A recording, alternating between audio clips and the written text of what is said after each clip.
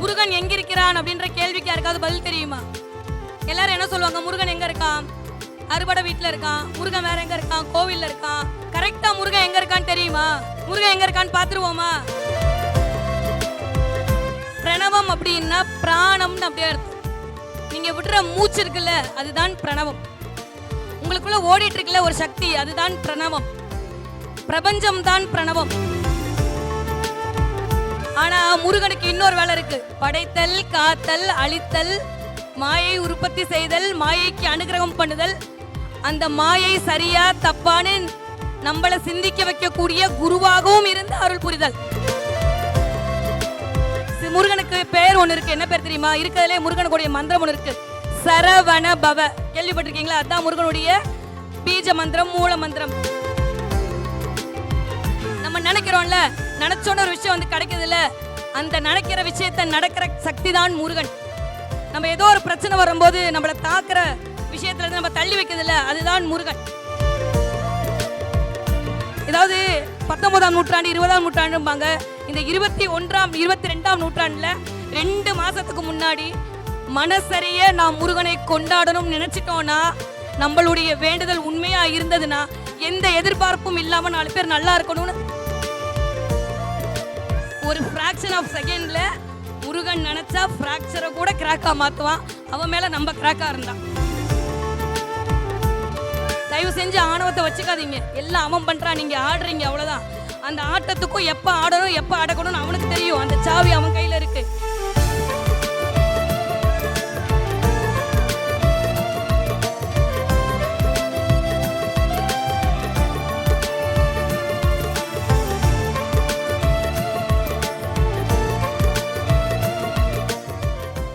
வைகாசி விசாகம் அப்படின்னாலே ஒரு மிகப்பெரிய கொண்டாட்டம் சொல்லலாம். அதை தான் ஸ்ரீ வாராகி டிவியின் மூலமாக நம்ம இப்போ கொண்டாடிட்டு இருக்கோம். அதை அடுத்து கொண்டாடுவதற்கு தயாராக இருக்கக்கூடிய ஜோதிடர் டாக்டர் வித்யா கார்த்தி அவர்கள், வாகினி டிவைன் சொல்யூஷனினுடைய உரிமையாளர், அவங்கள இந்த மேடை கழிக்கிறதில் பெருமிதம் கொள்கிறோம். ஏறுமையில் ஏறி விளையாடும் முகம் ஒன்று, ஈசனுடன் ஞானமொழி பேசுமுகம் ஒன்று, கூறும் அடி யார்கள் வினை தீர்க்கும் முகம் ஒன்று, குண்டுருவ வேள்வாங்கி நின்ற முகம் ஒன்று, மாறுபடு சூரனை வதைத்த முகம் ஒன்று, வள்ளியை மனம் புணர வந்த முகம் ஒன்று, 6 முகம் ஆன பொருள் நீ அருள வேண்டும், ஆதி அருளாசனமாய் அமர்ந்த பெருமானே என் அப்பனே முருகனே. சபையில் இருக்கும் அனைவருக்கும் வணக்கம்.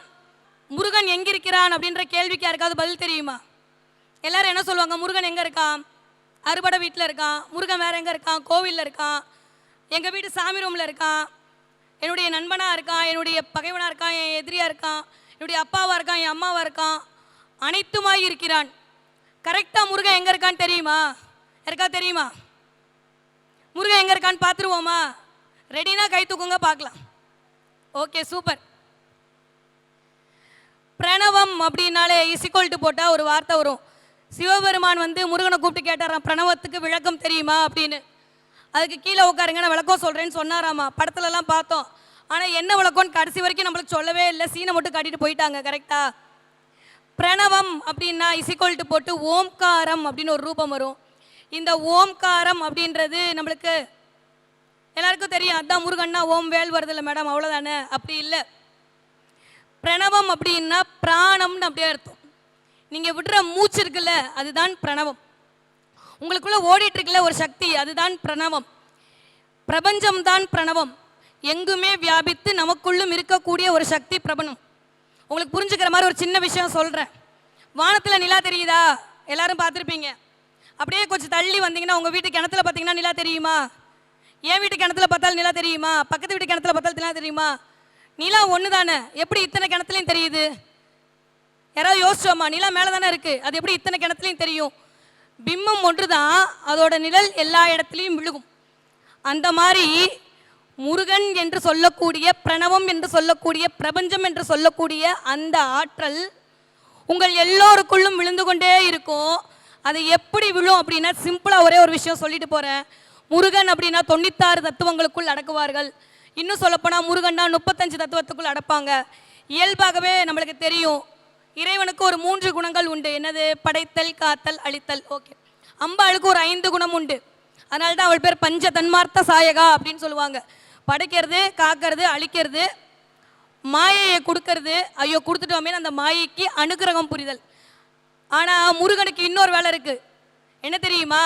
படைத்தல், காத்தல், அழித்தல், மாயை உற்பத்தி செய்தல், மாயைக்கு அனுகிரகம் பண்ணுதல், அந்த மாயை சரியா தப்பான்னு நம்மளை சிந்திக்க வைக்கக்கூடிய குருவாகவும் இருந்து அருள் புரிதல்.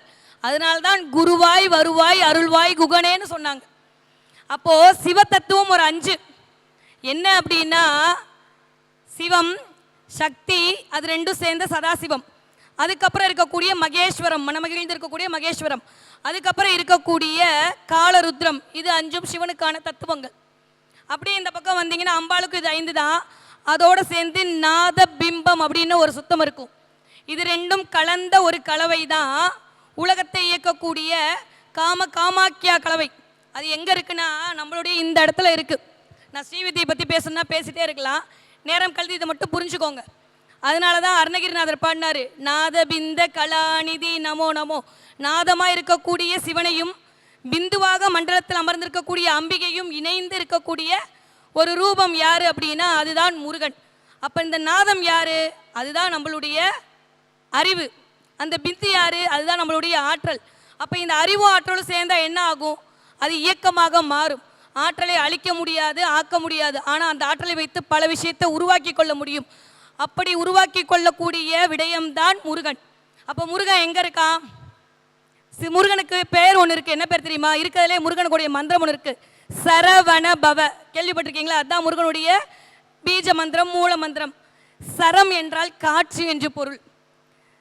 உந்தி முதலா முந்து வழி தோன்றி தலையினும் மிடட்டினும் நெஞ்சினும் நிலையி பல் இதழ் நா அன்னம் உட்பட என்முறை நிறைய உறுப்புற்றமைய நெறிபட நாடி சொல்லி நாக்கம் பிரிதன மொழிவிய அப்படின்னு சொல்லுவாங்க. ஒரு சொல் உங்க வயிற்றுல இருந்து வந்து அந்த காத்து மேலே போய் 8 இடத்துல நிலை பெற்று உங்களுக்கான சிந்தையாக மாறி வெளிப்படுதான் ஒரு சொல் இப்படி தான் பறக்குது.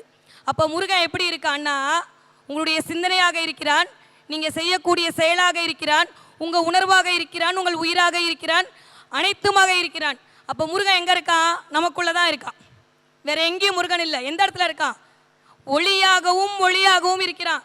நைட்டு படுத்துட்டு காலையில் நம்ம எந்திரிக்கிறோம்ல, ஒன்று எழுப்புதில்ல, அந்த எழுப்புற ஒன்று இருக்கு பார்த்தீங்களா, அதுதான் முருகன், வேற ஒன்றும் கிடையாது. நம்ம நினைக்கிறோம்ல, நினைச்சோன்னு ஒரு விஷயம் வந்து கிடைக்கிறதில்ல, அந்த நினைக்கிற விஷயத்தை நடக்கிற சக்தி தான் முருகன். நம்ம ஏதோ ஒரு பிரச்சனை வரும்போது நம்மளை தாக்குற விஷயத்துலேருந்து நம்ம தள்ளி வைக்கிறதில்ல, அதுதான் முருகன். ஸோ நீங்கள் உயிர் உணர்வு, உங்களுடைய இதய துடிப்பு இருக்குல்ல, அந்த துடிப்பு தான் உங்களுடைய சத்தம். அந்த மூளை இயங்குதில்ல, அதுதான் உங்களுக்கான ஒளி. இந்த சத்தமும் மூளையும் சேர்ந்து இயங்கக்கூடிய உடலை இயக்கக்கூடிய ஒரு சக்தி என்ன அப்படின்னா அதுதான் முருகன். நான் நிறைய எழுதிட்டு வந்தேன், நான் இப்போதைக்கு இதை மட்டும் சொல்கிறேன். எல்லாரும் உங்களுடைய வாழ்வியல் அனுபவத்தை சொல்லிட்டு போனாங்க. நான் கண்டிப்பாக இந்த இடத்துல பதிவு பண்ணணும்னு நான் நினச்சி சொல்கிறேன். 2 விஷயம் நான் இன்றைக்கி சொல்லணும், நேரம் கருதி இதை இந்த இடத்துல நான் ஏன் இதை பதிவு பண்ணுறேன்னா, ஒன்று அக்காக்கே தெரியாது, நான் இப்போ தான் இந்த விஷயத்த சொல்ல போகிறேன். ராஜலட்சுமி அக்கா வந்து கொஞ்ச நாளைக்கு முன்னாடி 36 ஊரு கொண்டுன்னு சொல்லி ஒரு ப்ரோக்ராம் பண்ணாங்க. அப்போ என்கிட்ட சொன்னாங்க, அப்பா இந்த மாதிரி பண்ணுறேன், நீ வரையா? ஓகேக்கா நான் வந்துடுறேன், முருகன் கூப்பிட்டா நான் எங்கே இருந்தாலும் ஓடி வந்துடுறேன் அப்படின்னு. அன்றைக்கி என் வீட்டுக்காருக்கு ட்ரீட்மெண்ட் போயிட்டுருக்கு. நான் விட்டுட்டு 2 மணிக்கு வரேன், வரும்போது சொல்கிறேன், அக்கா நான் மத்தியானம் தான் வர முடியும், வந்துடுறேன். ஓகே. நான் ஒரு 18 தடவை அதை சொல்லியிருப்பேன். நான் எண்ணி பார்த்தேன் வீட்டில் போய் 18 தடவை சொல்லி முடித்து நான் தீபாராதனை காட்டுறாங்க. நீங்கள் நம்ப மாட்டீங்க, சத்தியமாக சொல்கிறேன். 4 கிராம் தான் ரத்தம் இருக்குன்னு சொன்ன முத நாள் வந்த ரிப்போர்ட்டு, நான் இங்கேருந்து போகிறேன் 12 கிராம் ஹீமோகுளோபின் இருக்குன்னு ரிப்போர்ட் வந்துச்சு. சத்தியமாக என் மனசார யார் நினச்சாங்களோ இல்லையோ, ராஜலட்சுமி அக்காவை என் மீனாட்சியாக நினச்சி நான் கண்ணீர் விட்டேன் அன்னைக்கு. அது நடந்தது. இந்த நிமிஷம் வரைக்கும் அவங்கக்கிட்ட நான் சொல்லலை. ஏன்னா சில விஷயத்தை உணர மட்டும்தாங்க முடியும், உணர்த்த முடியாதுங்க. தெய்வம் மனுஷ ரூபாயன்னு சொல்லுவாங்க. எனக்கு முருகே ராஜலட்சுமி அக்கா ரூபத்தில் வந்து அன்றைக்கி உட்காரடி பாடுடின்னு சொல்லியிருக்கான்.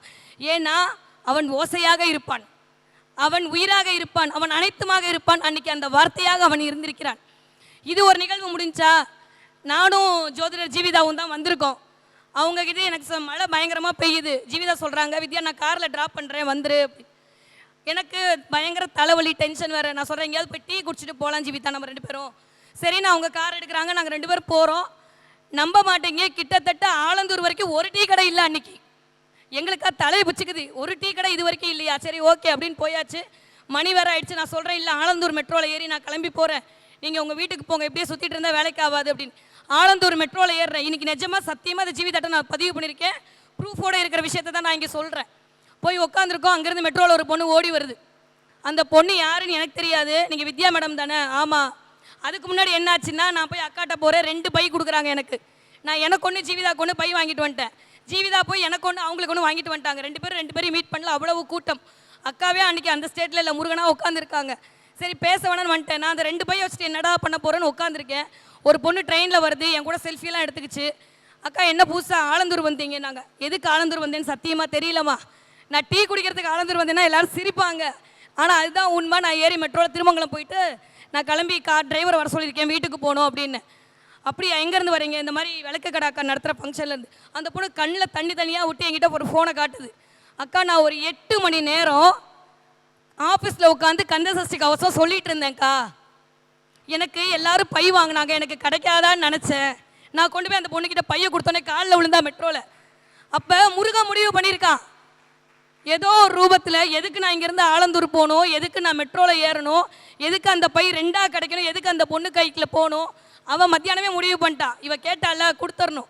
அதுக்கு ஒரு கருவியாக என்னை அனுப்பிச்சிருக்கான். திரும்ப நான் அப்படியே கீழே வரேன், திருமங்கலம் சிக்னல் தாண்டி போகிறேன். ஒரு வயசான அம்மா, அந்த அம்மா பூ விற்கிற அம்மா. அந்த அம்மாவுக்கு நான் யாருன்னு தெரியாது, எனக்கு யாருன்னு தெரியாது. எப்பயுமே எனக்கு மல்லிகை பூனா பிடிக்கும், நான் இறங்கி பூ வாங்குறேன். வாங்கிட்டு அந்த பையை பார்க்குது. பார்த்துட்டு இப்போ தான் ஒருத்தவங்க சொல்லிட்டு போனாங்க, அச்சியம் ஹோட்டல் வாசலில் இந்த மாதிரி ஏதோ நடத்துகிறாங்களா. எனக்கும் ஆசையாக இருந்துச்சு. இங்கே பாரு அப்படின்னு திறந்து காட்டுது, அங்கே முருகன் படம் உட்காந்துருக்கு அவங்களோட அந்த காசு போடுற இடத்துல. எனக்கு என்னமோ கொடுத்தாங்களாமே, சாமி பிரசாதம் குங்குமம் கொடுக்குறியா அப்படின்ச்சு என்கிட்ட. இந்தாங்க இந்த பையை வச்சுக்கோங்கன்னு. நீங்கள் நம்ப மாட்டீங்க, சத்தியமாக நாங்கள் இப்பயும் உணர்றோம். அந்த பைக்குள்ளே முருகன் படம் இருந்துச்சு. நான் ஜீவிதாக்கு ஃபோன் பண்ணி கேட்டேன், ஜீவிதா முருகன் படம் இருந்துச்சா? இல்லைக்கா எனக்கு வரவே இல்லை அப்படின்னு. உடனே திரும்ப இன்னொருத்தவங்க கேட்டேன், முருகன் படம் இருந்துச்சா? இல்லை முருகன் படம் வரல. எனக்கா ஆச்சரியம் தாங்க முடியல, என்னோட பையில் இல்லை.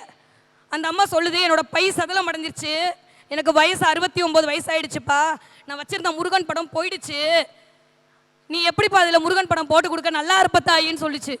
சத்தியமாக சொல்கிறேன், இந்த நிகழ்வை என் வாழ்க்கையில் ஏதாவது 19ஆம் நூற்றாண்டு 20ஆம் நூற்றாண்டும்பாங்க, இந்த 21ஆம் 22ஆம் நூற்றாண்டில் 2 மாதத்துக்கு முன்னாடி மனசரிய நாம் முருகனை கொண்டாடணும்னு நினச்சிட்டோன்னா, நம்மளுடைய வேண்டுதல் உண்மையாக இருந்ததுன்னா, எந்த எதிர்பார்ப்பும் இல்லாமல் 4 பேர் நல்லா இருக்கணும்னு அக்கா மாதிரி நினைக்கக்கூடிய ஆளாக இருந்தாங்கன்னா, உங்களையும் முருகன் கண்டிப்பாக அருள் புரிவான். அதில் எந்த மாற்று கருத்தும் இல்லை.